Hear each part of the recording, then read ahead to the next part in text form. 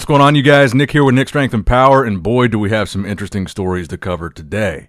We've even got some World's Strongest Man stuff, which we typically don't talk about as frequently, but we got some good stuff. But let's go ahead and start out with a bodybuilding story related to the big bodybuilding show that we had this weekend, obviously that being the New York Pro.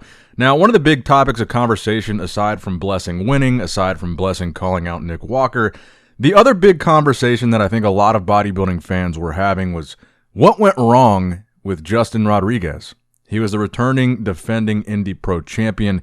He wound up 4th in Indy and 5th at the New York Pro. And what we saw from him this weekend and the weekend prior was a far cry from what we saw from him at the Arnold Classic, especially at the prejudging, a far cry from what we saw from him at the Boston Pro, where he was second to William Bonac.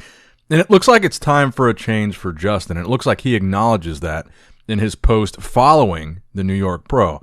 So he posts this post, to sum it up, basically the first part is a congratulations to Blessing. And he says, but starting tomorrow, I'm already in conversations with the best of all time to work together. First stop, Mr. Olympia 22, along with the mastermind and great human being, George Farrah Guru. There is still a lot to do. So it looks like we're probably not going to see him again until the Olympia is the first part that I took away from that caption. The second part is that he's going to be working with George Farrah from now on. And that's who worked with Blessing Awodabu to bring the best version of Blessing to both the Indy Pro and the New York Pro. The best version of Blessing that we ever seen is what George Farrah was able to bring out. Of course, George worked with Kai Green for a very long time, another big noteworthy name among many that he worked with. And then George does confirm this. I saw George comment, and he says, brother, I have been waiting for this. So I think this is an interesting turn of events here. Because I'll be honest, I think what George was able to do with Blessing was pretty spectacular. He completely turned Blessing's physique around, and like I said, he brought the best version that we've ever saw from him.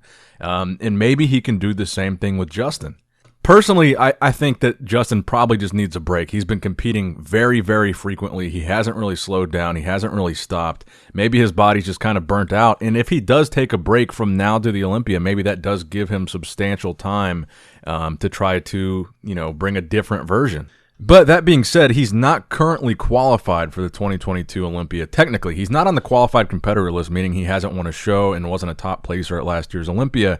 But he is number 2 in the points with 21 points, and he's only behind Steve Kukla, but it's very early in the competitive season, and even though he's competed a lot, I feel like there's a chance that we might see someone beat him on points. So I would think that maybe he would compete again prior to the Olympia, but maybe it's going to be further down the line and not in the near future, but maybe we do see him jump in this Cali show. So what's next for Justin kind of remains unclear, but while we're discussing the Olympia, I wanted to talk about this because I thought this was interesting. So Dan Solomon, who is the president of the Mr. Olympia right now, put up a post on Instagram showing basically the stage production of last year's Olympia, which a lot of people did not like, by the way.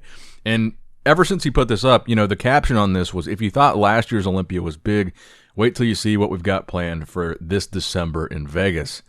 Now, the comments on this were pretty much not very positive on this specific post because, honestly, I don't think people liked all the flashing lights and the distracting background and all the LEDs and the screens and the noise. I personally don't think people enjoyed it. I didn't enjoy it, but I think more specifically, it was the story that Dan put up that I saw a lot of people react to and had a lot of people send to me. Because he specifically said on the story, it was the biggest and most technologically advanced stage ever built in the history of our sport. Wait till you see what's next, with the implication that it's going to be even more technologically advanced and expensive or whatever. And I think my buddy Tyrannosaurus, who is a graphic designer in the bodybuilding space, said it really well. He kind of reposted that post and he said, I'm begging anybody from the Olympia board that watches this story, I am begging you to not commercialize the stages this way. Yes, I admit you guys work really hard, but for what? Just look at those unnecessary beam lights all over the place. This is not WWE. The most technologically advanced stage is not what we need to present the bodies to the best of their look. If you do have the time and budget, I suggest a shift from this towards better promos. And I like the presentation, and for the presentation, present the bodies on stage like pieces of art. This will garner a whole new audience towards bodybuilding. All the flashy stuff can be done in promos, while as on stage, the theme of this presentation should be different. Now, the next part of his story, I think, was a lot more simply put and well said. Reacting directly to Dan's, he says, "Dear God, I hope they don't go down this route again. It was torture for us who are watching the pay-per-view. at least during the routines, if we could be spared the strobe light misery. Now, I'm going to be honest. Like he said, I appreciate the effort and the work that they put into trying to do what they think will make the Olympia stand out and be a bigger show. I personally just don't think this is it. It doesn't need all the LED lights, all the flashing lights, all the screens, all the distracting backgrounds. I think most bodybuilding fans, but I'm not going to speak for all of you. You guys let me know in the comment section below. I think most people would just love a plain backdrop, maybe have some sponsors on there that aren't too distracting because obviously that's necessary. Definitely the audience wants some screens because there's people in seats that aren't great that want to be able to see what's going on stage. So obviously there's going to be some screens where the audience can they can see the pay-per-view basically in the audience. That's fine. But honestly, I think all the extra stuff, I don't think anybody really cares for it. I don't think it adds anything to the viewing experience. And honestly, I think it subtracts from it. I think most people would agree with that. But I think the more important point is that all this extra production is very expensive. I mean, we're talking probably close to $1 million, if not more than that. I'm assuming, and that doesn't even account for the venue that they rented. But that's money that I'm sure people would rather just see go to, like he said, maybe better promotion of the event, or even directly to the athletes, increase the prize money.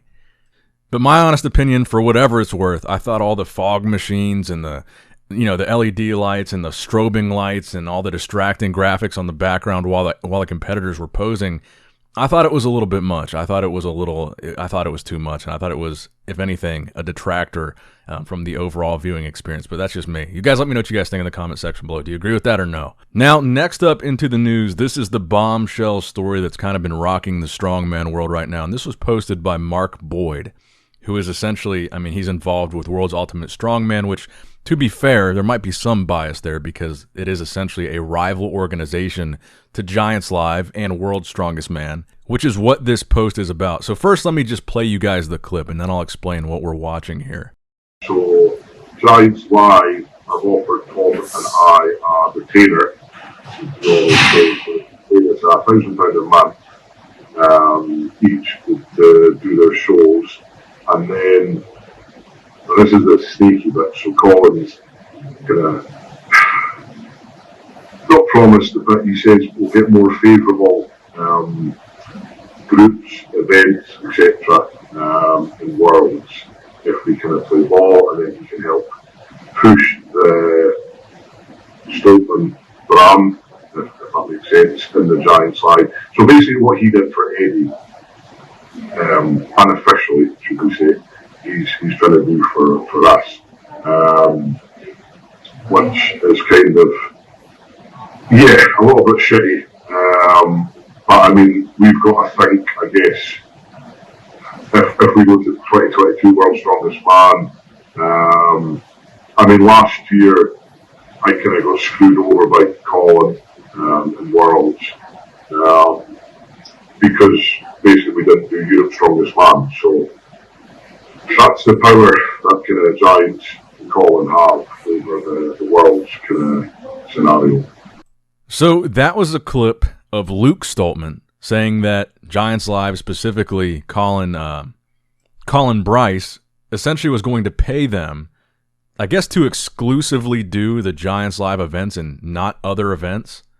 But I think the most egregious part of this clip was towards the end, where basically the implication was made that Colin told them that they would allegedly structure the World's Strongest Man competition itself to give the Stoltmans an advantage, and then to, promote the Stoltman brand. Now, the reason why that's a big deal, at its face, is pretty obvious. It shows some corruption. Allegedly, if it's true, it shows some corruption within the organization, specifically with Colin Bryce, which, on a deeper level, is interesting because that was the main accusation that Thor was directing towards Eddie Hall's 2017 World's Strongest Man win. To generalize it, that was Thor's claim, was that the event itself was structured in favor of Eddie Hall, and some of the scoring was as well. And at that time, Colin Bryce was in charge back then too, and he was, friends and business partners with Eddie Hall. So if it's true, this is pretty bad for the sport of strongman. But it does appear to be an actual recording of Luke Stoltman, and he does appear to make some very serious allegations or give his account of what supposedly happened. But again, I would take it with a minor grain of salt because it was posted by someone essentially from a rival promotion that is closely affiliated with Thor Bjornsson, who made some of these claims in the first place. So just like with everything else, take it with a grain of salt, but let me know what you guys think in the comment section below. Do you guys think it's true? And if true, what do you guys think the repercussions are going to be? Because now it's pretty public. I mean, this is blowing up.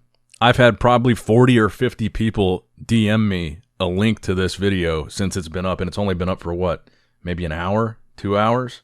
Now, the final story that I've got for you guys today, just to cap this video off with another bodybuilding story, we got kind of the first real update from Iain Valliere, a physique update ahead of his next show, which is going to be the Vancouver Pro in 8 weeks. He's weighing 279 pounds here.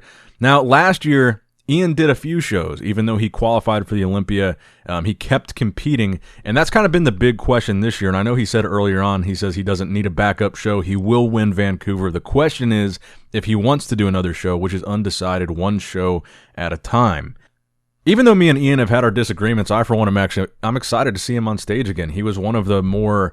I mean, he made a lot of noise last year. He was somebody that we talked about a lot. He was somebody that got a lot of people talking. He polarized a lot of people one way or another. He had a lot of, I guess some people would call his placings controversial. Some people love his physique. Some people don't. Some people agreed with the placing. Some people don't. But at the end of the day, that overall is an interesting thing for bodybuilding. It's fun to talk about, and it's fun to see him compete, whether you like him or not. But like I said, I can't wait to see him compete again. He's a top 10. He's a persistent top 10 Olympia finisher. He's a show winner, and he's a guy that stirs up a lot of conversation. He talks a big game. So we've got that to look forward to in about 8 weeks as well. That's going to wrap it up for the video, guys. Be sure to let me know in the comment section below what you guys thought of all these stories. Subscribe to the channel if you have not subscribed yet already. Hit that bell notification icon, like the video, all that good stuff. As always, I love you guys. I appreciate you guys. Nick Strength and Power, signing out.